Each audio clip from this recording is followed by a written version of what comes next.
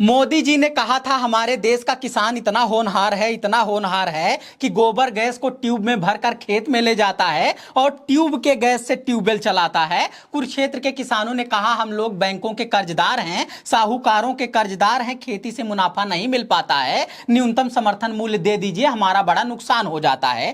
खट्टर की पुलिस ने उन्हें लाठियों से पीट दिया, पता नहीं किस गुस्से में। इसलिए पीटा कि न्यूनतम समर्थन मूल्य मांग रहे थे, या इसलिए पीटा कि ट्यूब में गोबर गैस नहीं ले जा रहे थे, या इसलिए पीटा कि कोई भी मोदी फाइड फॉर्मूला नहीं अपना रहे थे, या सिर्फ इसलिए पीट दिया कि 2022 में किसानों की आय दोगुनी हो गई है तो 2023 में क्यों शोर मचा रहे थे। मोदी सरकार और मीडिया के लोग आय आय की रट लगा रहे हैं, किसान लोग जगह जगह जुटकर हाय हाय चिल्ला रहे हैं। जब नेता 100% दोगुना या कहें उच्चतम आय की बात कर रहा है, तब किसान क्यों न्यूनतम की रट लगा रहे हैं। जो इंडिया दिखाना चाहती है मोदी सरकार और मीडिया, वो इंडिया इस देश के किसान क्यों नहीं देख पा रहे हैं। अडानी बंधुओं से कोई सीख नहीं ले रहे हैं जो सैकड़ों गुना ज्यादा मुनाफा कमा रहे हैं। एक्सपोज होने के बाद भी लाखों करोड़ गंवा तो रहे हैं, मगर मोदी फाइड फॉर्मूले से वापस अमीर हो जा रहे हैं। उनका अडानी गैस प्लांट, गोबर गैस प्लांट और नाली गैस फॉर्मूले से कम बड़ा फ्रॉड है क्या। हिंडनबर्ग की रिपोर्ट पढ़ लीजिए या उस पर हमारे वीडियोज देख लीजिए। फिलहाल इस वीडियो में हम उस पर नहीं जा रहे हैं। वैसे भी कहा जा रहा है कि असली नौजवान तो नाली के गैस से पकौड़े तल रहे हैं, चाय बना रहे हैं। असली किसान तो गोबर गैस को ट्यूब में भरकर ट्यूबवेल चला रहे हैं। असली पहलवान तो मंच से लेकर संसद तक रुआब दिखा रहे हैं। ये नकली नौजवान है जो नौकरी न मिलने पर धरना देने आ जा रहे हैं। ये नकली किसान है जो न्यूनतम समर्थन मूल्य की मांग किए जा रहे हैं। ये नकली पहलवान है जो न्याय पाने के लिए आवाज उठा रहे हैं। पकड़ पकड़ कर न्यू इंडिया दिखा रहे हैं न्यूज एंकर, फिर भी न जाने क्यों लोग देख नहीं पा रहे हैं, फिर भी न जाने क्यों लोग कमियां गिना रहे हैं। लगता है लोगों को भ्रम है कि अभी लोकतंत्र है, राजा की लाल आंख देख नहीं पा रहे हैं।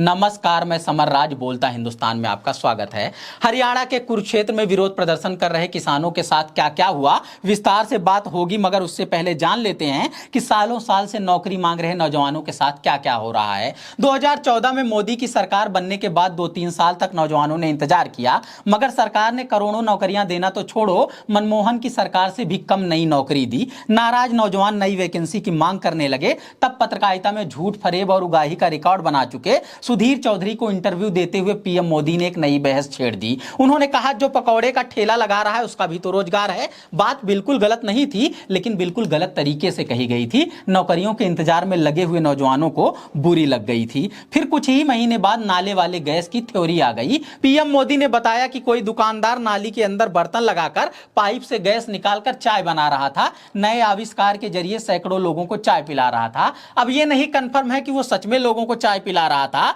या जैसे मोदी जी ने चाय पिलाई थी बिल्कुल वैसे ही पिला रहा था। फिर इसी बीच पीएम मोदी का एक और आविष्कारक बयान वायरल हुआ कि गुजरात के मुख्यमंत्री रहते हुए वो कहीं जा रहे थे तो सामने से स्कूटर पर गैस से भरा हुआ ट्यूब लेकर कोई जा रहा था। मोदी जी ने रोककर पूछा कि क्या कर रहे हो, तो बोला घर में गोबर गैस बनाकर ट्यूब में भरकर खेत में ले जा रहा हूं, ट्यूब की गैस से ट्यूबवेल चलाऊंगा। उसने ऐसा कहा था या नहीं कहा था इसकी गारंटी नहीं है। ध्यान रहे ये बात भी मोदी जी बता रहे हैं। ऐसा कोई किसान था या वो भी नहीं था, इसकी भी गारंटी नहीं है, क्योंकि ये बात भी पीएम मोदी ही बता रहे हैं। जिनके हाथ की चाय किसी ने पी ही नहीं, मगर वो सालों साल तक चाय बेचते रहे। जिनके पास इतनी काबिलियत है कि विश्वविद्यालय में जो कोर्स है ही नहीं उसमें एंटायर पॉलिटिकल साइंस की डिग्री पा चुके हैं। जिस दिल्ली विश्वविद्यालय में कुछ साल पहले तक हाथ से बनी हुई डिग्री दी जाती थी, वो 40-50 साल पहले प्रिंट की हुई डिग्री पा चुके हैं। हालांकि मोदी जी ने पहले बोल दिया था कि मुझे पढ़ा लिखा मत समझो, 8वीं तक ही पढ़ा हूं, मगर बाद में बात बदलनी पड़ी क्योंकि पता चला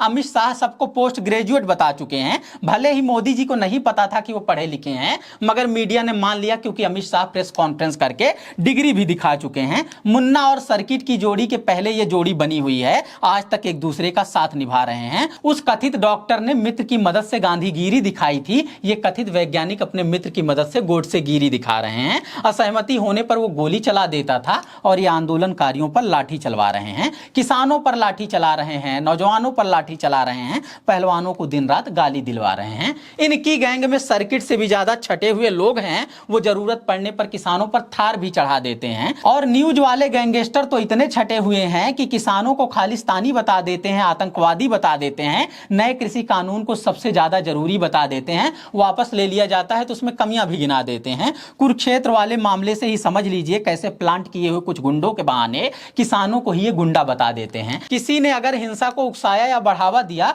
तो उसकी जांच होनी चाहिए, उस पर कार्रवाई होनी चाहिए। मगर इस बात का जवाब क्या है कि न्यूनतम समर्थन मूल्य क्यों नहीं मिल रहे हैं? किसानों की आय दोगुनी होने की बात अगर झूठ नहीं है तो हजारों किसान आत्महत्या क्यों कर रहे हैं? लाखों किसान खून के आंसू क्यों बहा रहे हैं? कोई पकौड़ा बेचने को रोजगार समझता है तो अच्छी बात है, मगर लाखों रुपए खर्च करके सालों साल बर्बाद करके जो असली डिग्री लिए बैठे हैं, कोई नौकरी क्यों नहीं पा रहे हैं? कुछ हजार नौजवान ही आंदोलन करने की हिम्मत कर पा रहे हैं, अधिकतर घर बैठे सरकार और मीडिया पर भरोसा कर रहे हैं। ये बेचारे अपॉलिटिकल बच्चे नौकरी क्यों नहीं पा रहे हैं? चलो मान लिया कि मंच पर थप्पड़ मारने वाले, नई संसद के सामने सीना फुलाने वाले, पब्लिक में पीड़िताओं का मजाक उड़ाने वाले बृजभूषण सिंह ही असली पहलवान हैं, फिर भी इन कथित नकली पहलवानों से नजरें क्यों चुरा रहे हैं? अब तो सिर्फ आरोप की बात नहीं है, विधिवत जगह और टाइमिंग बताई जा रही है, दरिंदगी की पूरी दास्तान सुनाई जा रही है। एक दो नहीं 7 महिला पहलवान अपनी अपनी आप बीती सुना रही हैं, तो सामने आकर सबूत रखकर खुद को निर्दोष साबित क्यों नहीं कर पा रहे हैं? फांसी पर लटक जाने का दावा कर रहे थे और अब गिरफ्तारी देने तक नहीं आ रहे हैं। मोदी जी ने किसानों के गुनहगार को बचाया था तो पहलवानों के गुनहगार को भी बचा रहे हैं। बेटी बचाने की बात किए थे तो आरोपी बचा रहे हैं, मगर मीडिया वाले क्यों हर बार आरोपी ही बचा रहे हैं, अत्याचारी ही बचा रहे हैं, अधिनायक की गाथा सुना रहे हैं? दलाली कहकर ही दलाली करें, किसने रोका है? लठैती बोलकर ही लठैती करें, यह बढ़िया मौका है, मगर पत्रकारिता के नाम पर क्यों गंध मचा रहे हैं? खुद को किस हक से पत्रकार बता रहे हैं?